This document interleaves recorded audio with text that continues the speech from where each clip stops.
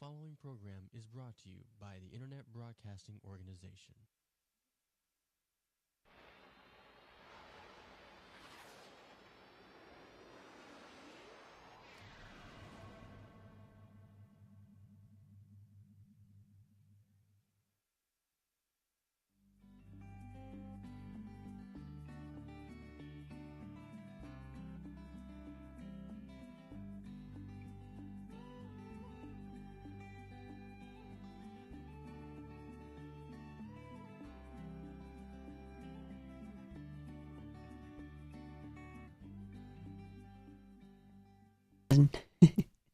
Hello, welcome to Mama J Speaks Unlimited from 2 to 3 today.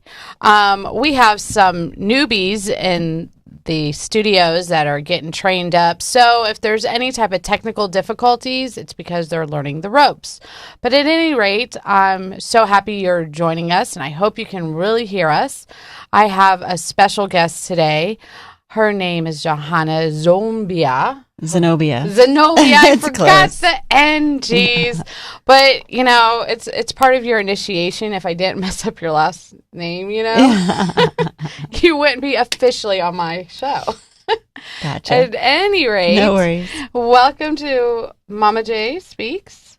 Thank you. Thanks for having me here. Absolutely. Is this your first time coming on a show like this? It's my first. Nope, I've been on radio before, and I've been on several TV things before. So, Oh, okay. So, but and this is your first combo? my first combo deal. It's my first combo deal. Yeah, I like it. It's a whole package. Yes, it's very nice. exactly. So it's for everyone. Usually, I'm like teaching TV anchors how to belly dance, or doing something silly like that. So. Oh, well, you just might be willing to do that today. Sure. We'll just, I'll get out from behind my little barrier here so nobody can really see me, just this part of me. Hi. Anyways, so you were born to be a belly dancer, weren't you? I apparently so. I never knew. You came out of your mother and you grew up and you went to college for art history and anthropology at the University of Chicago. Mm-hmm. And then you had a very, very close relationship with your grandmother. Mm-hmm. And you went to Istanbul? Istanbul. Yeah, when I was a student in college, my grandma took me on a trip to Turkey. Mm-hmm. And we traveled, did a 2-week tour of Western Turkey. And we spent a lot of time in Istanbul. And it was in Istanbul that we went out and saw a cultural night. It was a music and dance show. And of course, there were belly dancers. Now, belly dancers weren't really in my realm of consciousness at the time. Right. So I'd never seen one or heard one and knew what it was. So here I am suddenly, and Turkey's a very progressive country. It's very Western. So these belly dancers, in Egypt, there's rules about what a belly dancer can wear.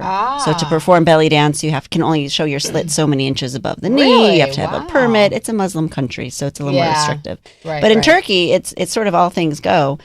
So these dancers are wearing nothing more than, a string bikini with a couple of panels of fabric in front and back, and hip belt, of course. That's the typical thing. You have to have a hip belt if you're yes, exactly. Whatever going on. And so here I am, and watching this cultural show, and I'm watching the dancer, and she comes out in this bathing suit and starts jiggling around, and I'm like, am I supposed to be watching this? So I turn to my grandma, and my family's Ukrainian, so right. European, all the way, and to Europeans. Yeah, it's no big it's nothing. deal. Of course, Unlike the Americans are staunch. Yes, like, oh, no. we're much more repressed with our sexuality and sensuality.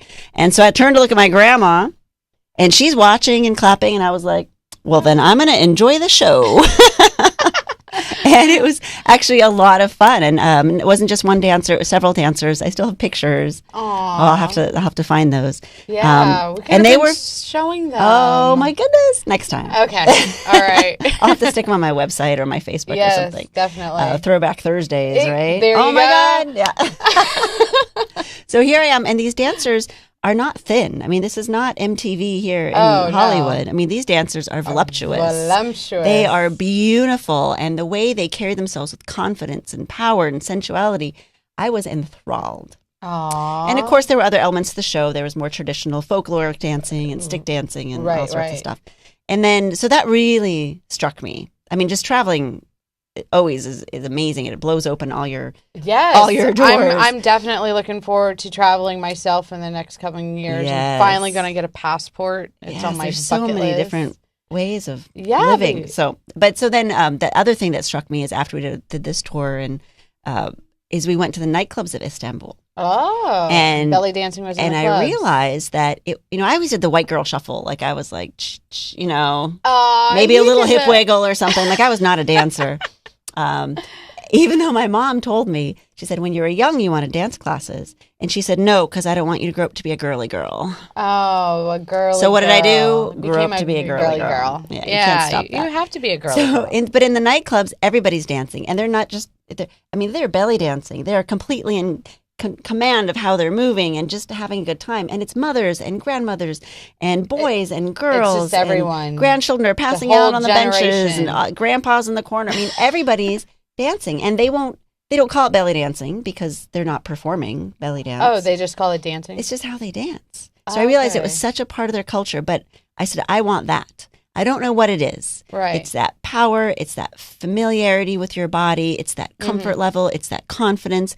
I said, I don't know what it is, but I want that. Well, it infuses a passion into your body when you can move that freely with the flow and the movement and everything else. I mean, well, I'm such an American girl. I'm not that cultured.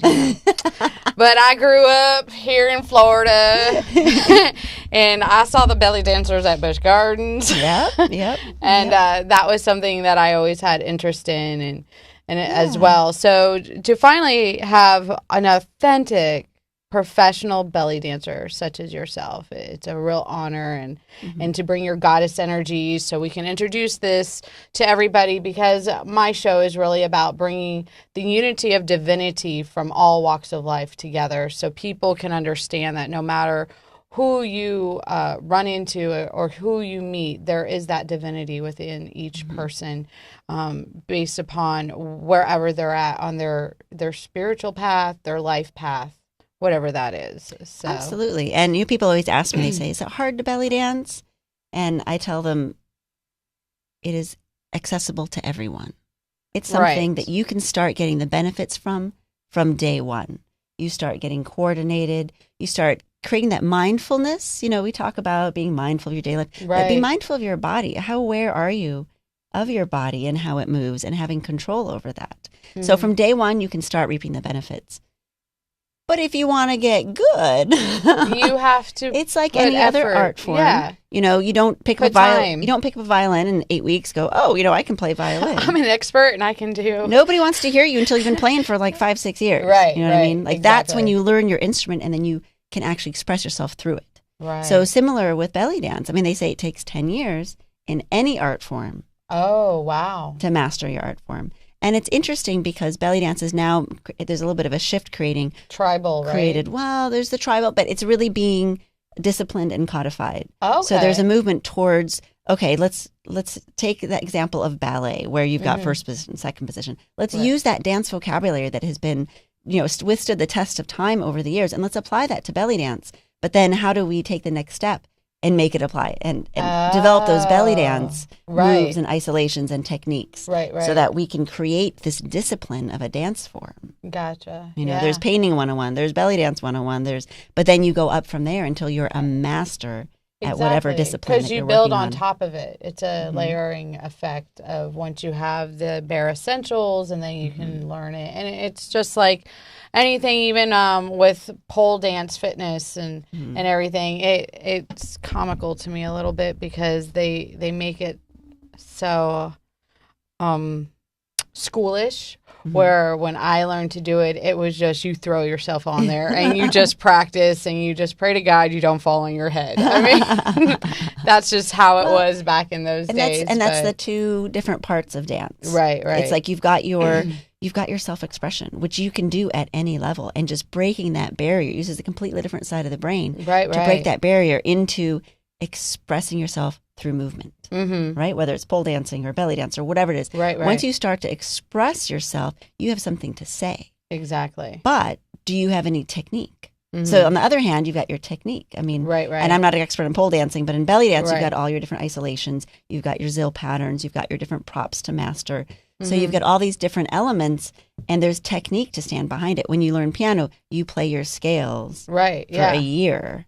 Before right? you and start then you doing play other stuff. Mary Had a Little Lamb. Yeah. You know, and at that point, you still can't make up your own song. No. You know what I mean? Unless you're brilliant. You could just like pound it out. I've done that before. And I took piano for 10 years. So yeah, you can sit there and bang it out, but is someone going to be interested in listening? And It doesn't matter, but does it matter? Yeah. You know, are you expressing yourself purely for your own spiritual awareness and your own expression and your own, throw yourself on a pole and just go for it and see what happens. But then you take a pole class and go, oh, there's something called the, I don't know, fireman pole trick, whatever it is. Twirl.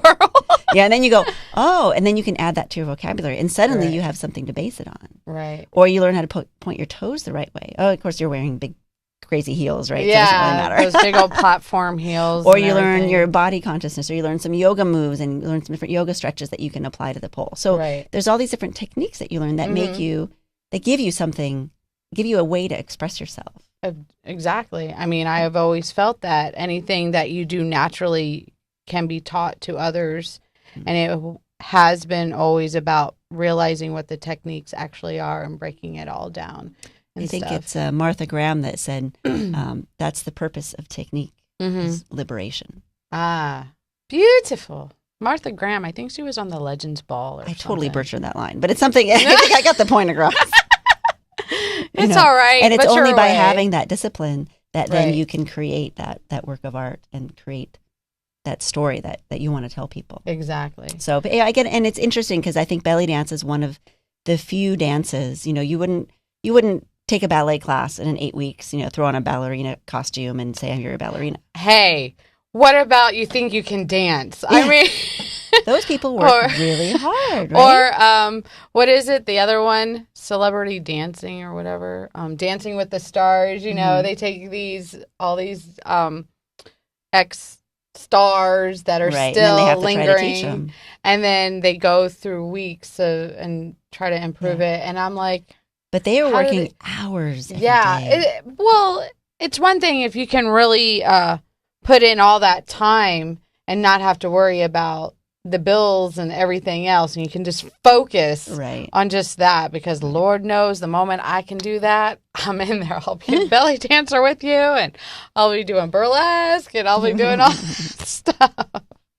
But yeah, it's interesting that for some reason people come to me all the time and they go, oh, how quick can I be a belly dancer? And I'm like, oh yeah, take an 8-week course once a week. You think that's going to do it? No, you can do 8 weeks like 3 times a week. Minimum. But it's a matter of hours. Right. You know, with the Dancing with the Stars, how many hours do they put in before they can create a 2.5 minute piece? Gosh, it seems so much longer. Hours. Right. Hours. We work with our choreography courses. These women have been dancing for years now, mind you, a couple years with us. And they take, we do a 10-week or a 12-week choreography course. They work on one 3-minute song for 12 weeks. And then they get out and perform it. We do a monthly showcase and our student groups perform. And it's over in like 3 minutes. And you come off the stage and you're like, oh my God. But that's one thing that I really appreciate about dance and live music is that you can try to film it. You can try to videotape it, record it, whatever you want. But it's not ever like being there. Like even you guys watching at home, you know, you're watching us talk and maybe you're here with us or maybe you're listening to it later. But there's no way you can experience what we are experiencing right now. Right. Unless you were here or you call in. Unless you were here. Right. But there's something about that life experience that through dance, through music, you're going to get a message or personal interaction. You're going to get something there that you cannot get through Facebook, that you cannot get through watching a video or a DVD or a YouTube clip. So it's interesting. We're on this race to create these YouTube clips that somehow imitate life and make it just as exciting as real life does. Yeah, but it's not the same. And you know what they have to do in order to try to do that? They make it shorter and shorter. You got 30-second clips. You got 2-second clips. You've got 5-second clips. And guess what? It's not the same as just coming and connecting and being in the experience yourself. And that's why I want to start a new movement. It's called the phone connection movement. Because reach out and touch someone. Yes. Well, not only that, but get back to actually calling people to chat on the phone and hear that voice. Because I feel that there's a real disconnect. Everybody might be texting one another, and you could be going to dinner with somebody, but you're texting instead of talking with the people with you. You know, my grandpa just passed away last week. Yes. And I had the privilege of being the only one in the room when he went. Oh, wow. And Did you see his spirit go? I didn't see anything. I kept looking.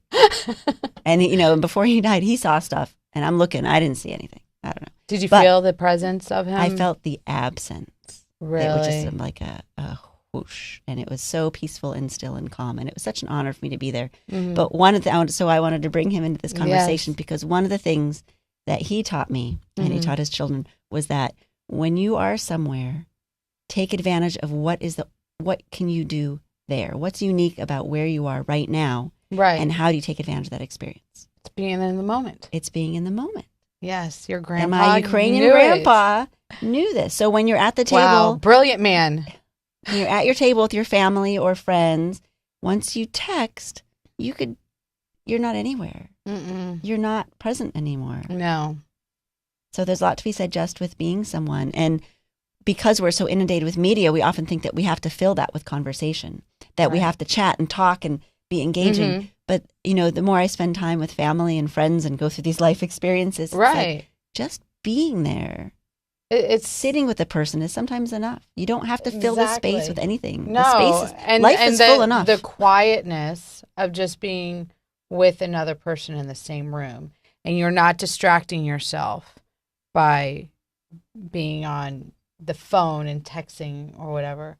It can just bring that general presence of unity with somebody. So, but you ended up taking all of your experience with belly dancing, and now you're actually a belly dance studio owner. Yes. And that was that a dream that came to you when you were younger, or was Never. that the or was that just something that evolved as you were learning your techniques and learning your belly dancing? It's, you know, life is an evolution, and you can always point yourself in a direction, but don't be upset when you don't end up there. Oh, good one. Right? Everybody take note. That's a good one. Yes, yes. So I was in school when I saw my first belly dancer. I came back and I saw a flyer for a Middle Eastern dance club now forming. So I took it down, and my roommate at the time also took it down. Oh. So Nicole and I started belly dancing together, and it grew. I was dancing 2-3 times a week, and then performing around Chicago, and then running a little college troupe, and we were performing. Wow. So it started to grow and grow, and I love the human body. I love learning about the body. I started learning about anatomy and massage and Reiki. Right. Became Reiki level 2. This was before there was weekend courses. You can become certified. And back in the days when massage therapists really were massage therapists. Yeah, and my Reiki master was my yoga teacher, and it was a mentorship. It wasn't a course that I took. Right, yeah. So I was learning about the human body, and at the time, then I got a job at the Field Museum of Chicago. Oh, beautiful. And I worked in the education department, so I was hiring performers, storytellers, running adult courses, programs, all for the museum in the education department. And after a couple years, I looked around me and realized there were so many people that I worked with, scientists. They were passionate about their science. Right. There were educators that were passionate about bringing kids to the museum. Passion is important. Passion. And I looked around. I was like, what is it that I am passionate about? That was a good question to ask yourself. And I was like, well, I don't know, but I like to belly dance and I like the human body. So I'm going to quit my job here at the museum. Thanks, Mom and Dad, for the expensive private school education. I'm headed to Florida to be a belly dancer. So were they supportive, or were they like, obviously, what are you doing with your they have life? let me do whatever, wherever I've been drawn through my life. And been very supportive then, of just allowing. Yes. And my dad also, his dad taught him that, there's, what do you say? There's room at the top in any discipline. So do what you love, but be the best at it. Ah, that's beautiful. So that you had that type of support and acknowledgement of who you were as a person, as a being, and they didn't try to do anything to stifle that, because there's a lot of people in this world that they experience the repression of who they are as a being. That's the worst thing I see with kids. When kids are drawn towards something, let them explore it. Yes. And you know what? We have to explore a lot of things before we find what you're passionate about. But don't stop exploring, because it's out there. Exactly. And let the kids keep exploring. Now, there's something to be said to discipline them, too, and keep them on the path of whatever. Oh, you want to play the violin? You're on the right track to be a good mom. Yeah. Thanks. Let me bless you so you can have a baby. Little baby dancer. Belly dancer. Baby dancers.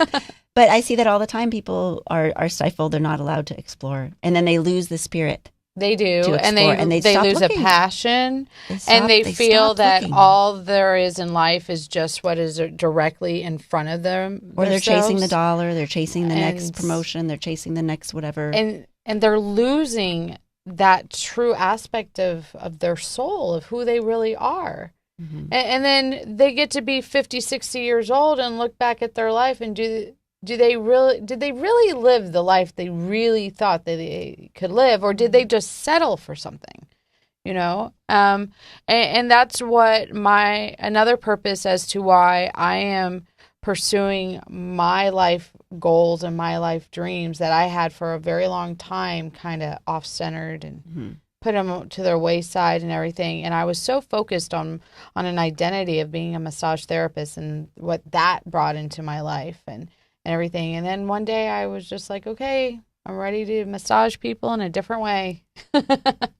So that's when I decided to do this, so I can have people like yourself on here to share your life journeys and your experiences and everything. So what has it been for you to have your own business, and what did it take for that to occur? So I moved down here to be a massage therapist and to explore about the human body. And I was going to take on that identity. I'm going to be a massage therapist and do some belly dancing on the side here. Right. But after massage school, I was dancing so much that my last massage job, I worked at a chiropractor's office for 2 hours a week. Wow. Every Friday afternoon. And after a year of this, I said, who am I kidding? You're a belly dancer, honey. So at that point, I met Karen Sunray. It's just a matter of staying, it's like, I don't feel like I'm doing my work. Mm-hmm. I'm doing what I'm sent here to do. Right. Your purpose. And, there's the phrase that, life is like a rowboat. Mm-hmm. If you row your boat. If you row gently down that stream. If you row, God or the universe, whatever power you want to call it, being the Tao, whatever, if you row, God will steer. Mm-hmm. But if you try to steer, God sure as hell ain't rowing. No. So you got to do the work. No. So I was like, okay. So then I met Karen Sunray, and we started Hip Expressions, and we really brought the belly dance community together and started teaching classes. And it was just a natural evolution. More shows, more events, more classes, more students, more shows, more events, more classes, more students. And then it was in 2004, we started Hip Expressions. And in 2008, we opened our first studio. Congratulations. So it's been 10 years. Yeah. You guys have to have a birthday party or something. Yeah. From the inception. Indeed, yeah. Not just from when you actually went into studio, but the actual inception. It was all an evolution. And we also came with the curriculum. So we've got a belly dance curriculum for like teacher training. Oh, really? So you offer we're not rolling that out quite yet, but we are in the process. So stay tuned. Going to have some certification. Because I realize that certification is not just about learning people how to teach belly dance. Of course it is, because it's technique and breaking down vocabulary and isolations and music and timing and zills. But it's also about the philosophy. Our motto is be strong, be sexy, belly dance. I love it. So find your strength. Spirituality combined. Exactly. It really pulls it all together as a way of self-expression. And most ladies who come to our studio, they're not trying to be superstars. If you want to be, we can certainly train you. And we've trained several superstars. Some of our instructors travel all over the world. Wow. Teaching. Yeah. Omaris does that all the time. She's been in Korea and Argentina, and I think she's going to Slovenia, or she's taught Dominican Republic, Puerto Rico. That's a beautiful life to have, to truly live your passion through dance, whatever style that actually ends up being, Mm-hmm. you know. And there are so many different styles. You got the twerk, and you got the belly dancing, and you got the pole dancing, you got the burlesque, and you got the robot, and so many others. There was this really cool video that came out recently that I saw, and it was a demonstration of like every single type of dance choreography that can be used. And I was just like, wow, I really miss dancing. Yeah.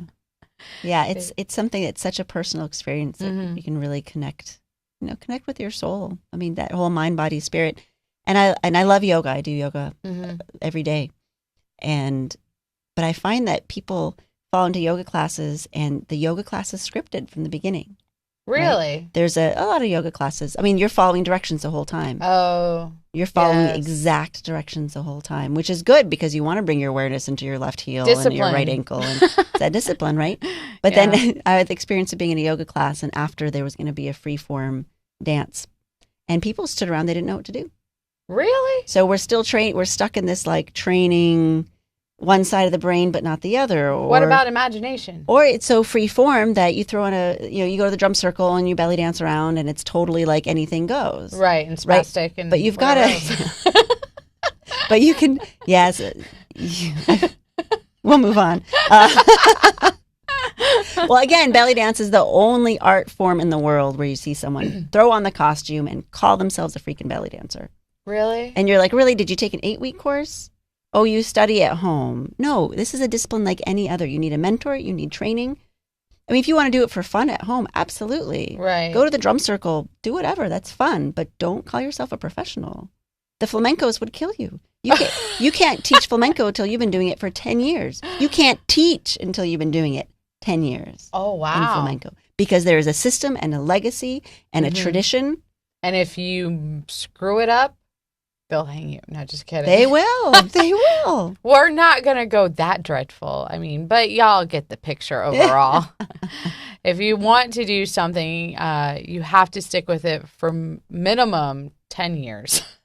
Yeah, and realizing there's natural talent will get you far. Mhm. Definitely, if you've got natural skill, and that will get you That far. raw energy and But talent. this is what my dance mentor told me. Suhaila Salampur. It's a Salampur School of Dance. It's been around in process since the 40s. It's the oldest belly dance Wow. school in the world.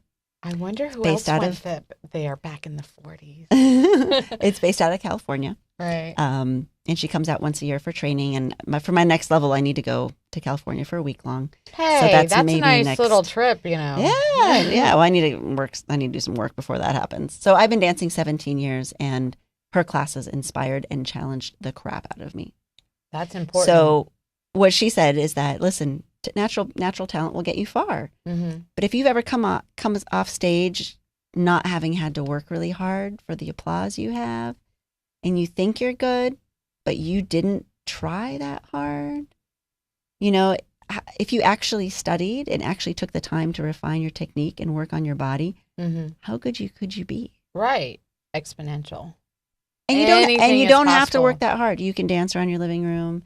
You can do, everybody's dances for a different reason, Mhm. right? But she said, if you want to really challenge yourself and push yourself and be the best you can be for yourself, for nobody else. Right. So this And I is- said, that's me. I want to work Yeah. hard. So with this whole life journey that you've been on, this has really helped create you to be this very empowered woman, and you've been able to empower other women and everything. So how has it been when you have been able to meet the man of your life? And how has that been a very positive connection for you? Because there are times in our society that when you're a very empowered woman and you really have it together and you really know what you want and you go after it, there are those men out there that kind of give you crap about it. So what's your take on that? It's a very interesting question. And I have seen a lot of dancers over the years and a lot of students, and heard a lot of stories. And many of my dancers have had their men uncomfortable with what they're doing. Many of them. Because, you're not the person that you started off when I married you or met you or dated you, whatever it is. Right. So there's this process of transformation where the woman is becoming more empowered and strong and in charge of her sensuality and conscious of her femininity and empowered in that. And the man sees that and is absolutely threatened. You know? And there's a couple reasons for that. There's, if they're not growing, but there's a lot of societal factors that play into it. So when society looks at dancers in general, I mean, even the ballerinas back in the day were the prostitutes and there's a long... It's just automatically assumed that if you move your body, you're that. Exactly. Get over it. And our society still looks at it that way. The underlying all tone. over the world, there's an underlying tone.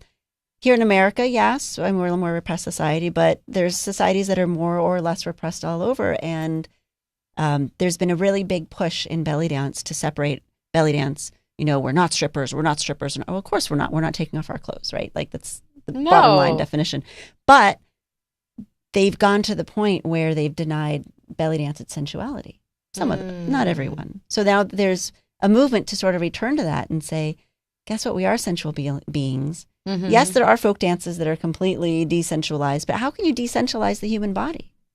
The human body is a sensory instrument. Exactly. And they keep wanting to mess it all up all the time. So when you see what I've seen when women have been going through these transformations, but it's also worked sort of in a couple ways. A strong woman who's belly dancing, someone marries her, now you have to stop dancing. Oh, no. Like that, like it's no question. No. You're with the wrong man now.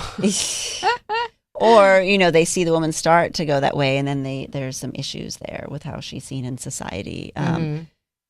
With, belly dance and burlesque, because both of them really play with sensuality. I mean, burlesque even more. Oh, absolutely. Been there, done that. And so you've got to look at how different people view things and how different cultures and societies sort of shift around. And I feel like I've created this bubble at Hip Expressions because it is a safe place. It's a balance. It's all women who've come together and we're all supportive, and it is an amazing, safe place for women to express themselves.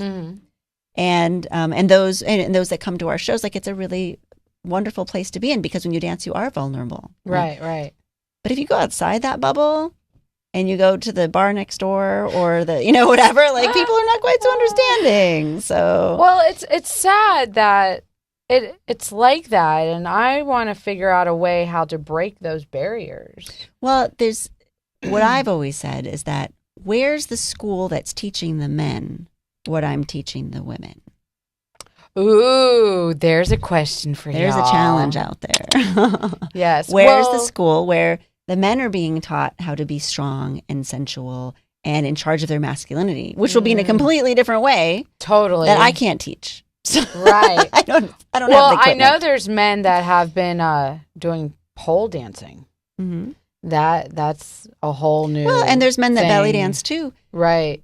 But again, that's not quite the same. It's And it's not fully accepted either because there's very few men that I don't think I've actually seen a belly dancer unless I saw a male belly dancer, unless I saw it on YouTube. we had one feature a couple months ago. Yeah.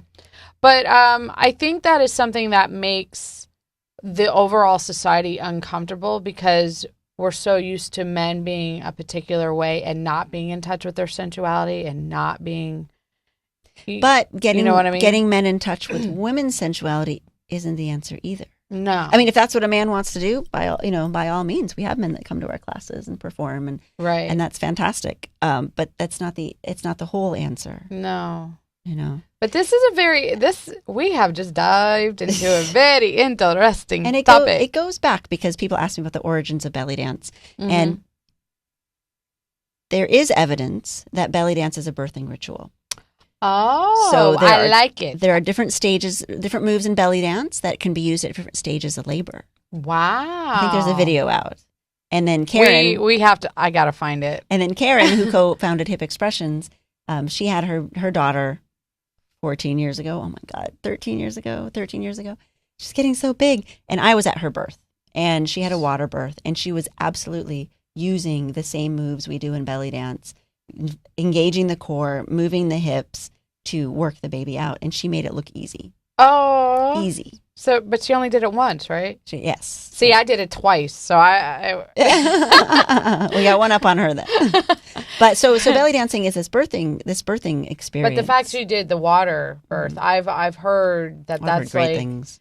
that's the most amazing experience is to have a water birth. And if I should ever be blessed again to have another offspring, I would definitely want to try with the water birth and everything, because I've seen it, you know, on videos and everything, and it just seems like that baby just comes in, doesn't cry. It's just a natural flow from mother transition. into It's a good transition. Yeah, it's just a beautiful transition, and that's why they encourage water births, because you're going from one sack of water into another element before of water. we come into the harsh world, right? Yeah, because absolutely. that's where the shock comes in at for babies when they go from that warmth and that floating and just awness to like,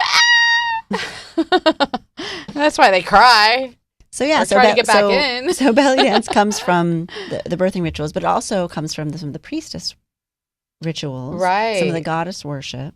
Goddess energy. So it's goddess energy, temple dancers. India had temple dancers. So there's this sacred spiritual and physical connection that belly dance has. That's beautiful. And I always joke that, you know, it's a whole system. It's what, you know, lets you have gets the baby out of you, because it's probably what got you knocked up in the first place. Exactly. Exactly. So it's a whole system, but it's a celebration of life dance. And watching men from the Middle East dance too, you can see it in them, that they have accessed this very feminine form, but in a very masculine way. Wow. In a very masculine way. So, yeah, it's a good question. Yeah, I do that sometimes. I have those moments where I'm like, let me see if I can stump them. No, I just like to dig really deep into whatever it is that comes to mind, because I happen to have a very deep mind at times. Try not to always be on the superficial and everything, because I like the layers of existence and everything, and how we're all interwoven and everything else. So what do you see for the future of belly dance and for yourself with your business and everything else? Well, we have several businesses actually all under one roof. So at our studio, we have a belly dance track, which focuses on the art form and perfecting that and the techniques. The website is Hip Expressions. hip-expressions.com. Okay. Hip-expressions.com. There it is. Very nice. Thank you, guys. Absolutely. Make sure you got it. But we also, so we focus on the belly dancing, really. But we also focus on women's fitness. Oh, good. So we have things like cardio samba, Polynesian dance, yoga. There's a dance form called Nia. Nia. Oh, that's brand new. Which is non-impact aerobics, integrative activity, something like that. How do you do? Okay, we'll talk about that. And it's completely, so belly dance, there's a structure, and it's as a discipline, you learn the structure, but you learn to improvise. In Nia, it's the opposite. You've got less structure and more improvisation.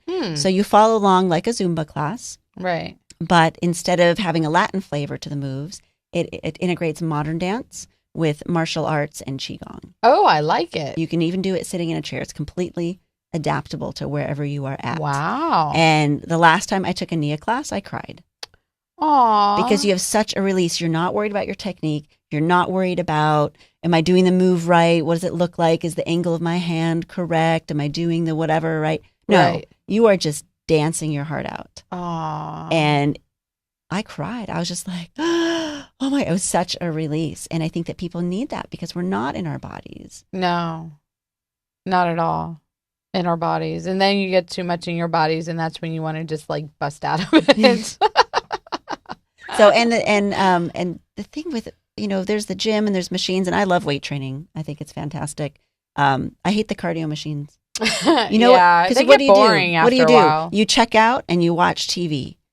Talk about not being present in your body. I actually listen to music is good. I like to zone out. I kind of go into a meditative state and Yeah. I listen to music, and then I'm having like these little choreographies or whatever going through my mind Right. per dance of, oh, could I do that for burlesque, or could I do that, or could I do that, you know.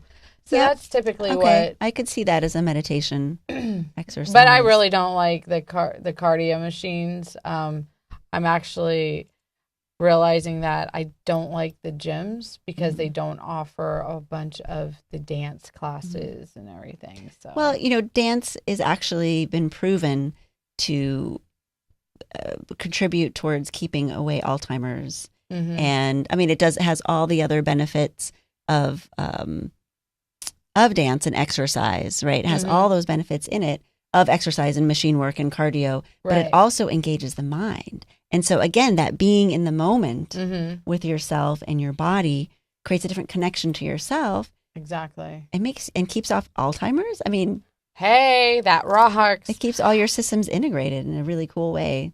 Well, it keeps you grounded, because I know if I'm really stressed out and I haven't been dancing for a long time, I feel so much better once I can move my body, find a place to go. Went Latin dancing. That's fun. Did some salsa dancing this past weekend at the, what is it? Alaloma. I'll get that club name right. It's off of Old Merchant Road in Largo. Check that out. It was very nice, very clean, a place where you can go with a friend.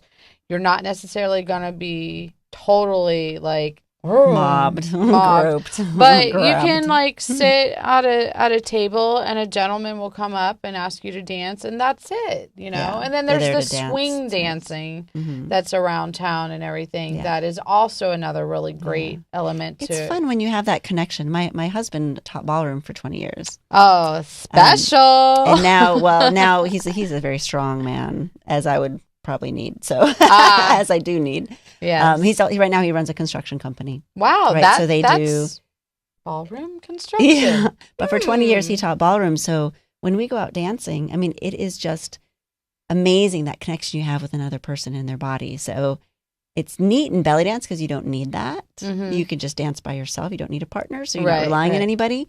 But gosh, if more men knew how to dance. Oh, yeah. There'd be more babies. Step one. No. There'd be more happy relationships, fewer divorces. Yes. I mean. Yeah. Because, with your husband having that dance background, and then he's very masculine by doing the construction and everything else, how has that been a benefit in your relationship with that nice combination of a man? It's neat because he understands the dance culture that I come from. He understands the performances, the shows, the costumes. He actually has a really good fashion sense. Wow. Sometimes I'll wear something kind of crazy, and before I walk out the door, I go, "How do I look?" And he says, it doesn't quite go. And I'll look at myself again, and sometimes I'll go, "He's right," and I go back and change. And sometimes I look at myself and I go, "Nah, it's great," and I walk out the door. But knowing that he has that frame of reference, that he's not completely from a different world, he definitely understands me much better. Oh. But we go out on the dance floor, I have a hard time giving up the lead. So I've had to learn that skill, the fine art of letting go. Yes. Yeah. And I think that's why I like more of the partnering dances now, because I've always been a very headstrong woman, and I'm wanting to learn how to let somebody else take the lead. I think it depends on who you are in the lineup, in a family lineup, if you're the oldest or the youngest or the middle or whatever. Absolutely. Birth order is a big thing. I'm a firstborn. Me too. Go figure. Yeah. So headstrong. Take control. Exactly. Well, not only that, we were kind of pushed into it. We had to be. Yeah. I really, it's our job. I really remember being so resentful because I was always assumed to go do this and assumed to go do that. And deep down inside, I was like, I don't want to do it. I want to do my own thing. I was always pushed into a position that I wasn't necessarily willing to be in. But I always acclimated myself to whatever it was. And I really fooled a lot of people back then that No, I was good back then, really. I was a great babysitter. But anyways, thank God I had my own children and they survived. So Yeah. it's all good. I had plenty of practice with all my younger siblings and everything. I definitely realized I'm a great boy mom as opposed to a girl mom. That's two totally different types. I think it's really important to let your child find their own way. Yeah. They want to wear pink, let them wear pink. Want to wear blue, let them wear blue. If they want to wear checkers and polka dots, let them do it. Yeah, because they have to find their own self-expression. To find their own voice. And that's what everybody out there, that's what you really need to realize is find your own self-expression.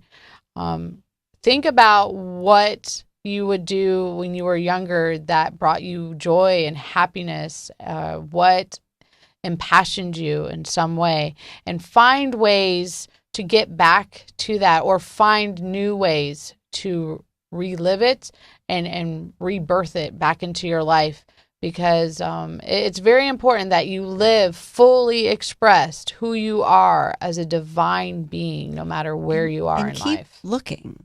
Yes. Never give up looking. Keep finding what's out there and exploring. There's so much to the world and so much to explore, and there's so many things you would never know, but we get stuck in our little ant trails. I go do this and I come back home. Right. And I go do this and I come back home.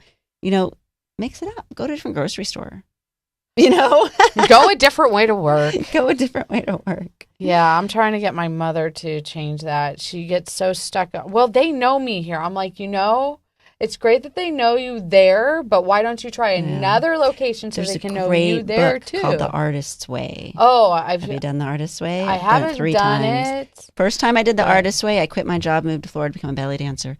The second time I did The Artist's Way, we closed our little 1-room studio and expanded into a 4, 5, 6-room studio. Wow. So it's a very powerful book, but it's all about journaling. Right. There's questions and things that you answer, but it's also about the artist date. So going somewhere once a week where you have input from somewhere else, going to a concert by yourself. Oh, that's the tricky part. Go for a walk by yourself. Resist the temptation to call somebody else to go with you, because then you have to share that experience. But it's about you filling your well with your experience. Gotcha. Even if it's going for a walk or reading a book or going to the beach. When's the last time you guys went to the beach? If you guys live here in Florida, go to the freaking beach. Yes, sunsets are beautiful. Amazing. The sunsets, walk in the water. Yeah, I love sunsets. If you ever find me at the beach, it'll be from 4 o'clock until sundown, because I love that. And then I love the nights at the beach. Yeah. There's nothing where the water touches the sand. Yeah, or the rocks, because I like to go down to John's Pass, in that area. And I love to hear the water up against the rocks, and then seeing the water when it's calm and when it's a little rough. And those are times when I've ended up going out there, dealing with my emotions and whatever else is going on late at night. And then I end up writing my poetry or writing whatever it is that comes through and stuff. So those moments are very, very important for any of you to do for yourselves. And I send you all blessings and know that you are divine people. You just have to realize it and find that within yourselves, and know that we are all about coming together and unifying each other and raising each other up. That's another thing. The competition, we need to eliminate the competition. It's about raising each other up, because it's better to bring people together and take people with you than to be at the top totally by yourself. And that's the shift that really needs to happen in this life that I see. So at any rate, thank you so much for joining us. Thank you so much for having me. Great having you and having this wonderful discussion. We could have gone on for another hour. I know, but they're like, cut! All right. Well, thank you for tuning in. But anyways, I hope all of you have enjoyed this wonderful discussion and conversation. Be sure to tune in another time.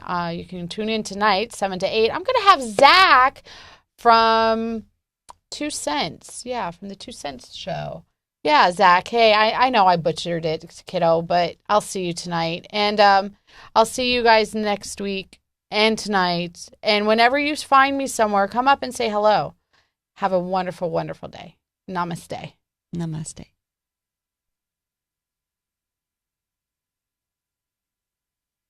The following program is brought to you by the Internet Broadcasting Organization.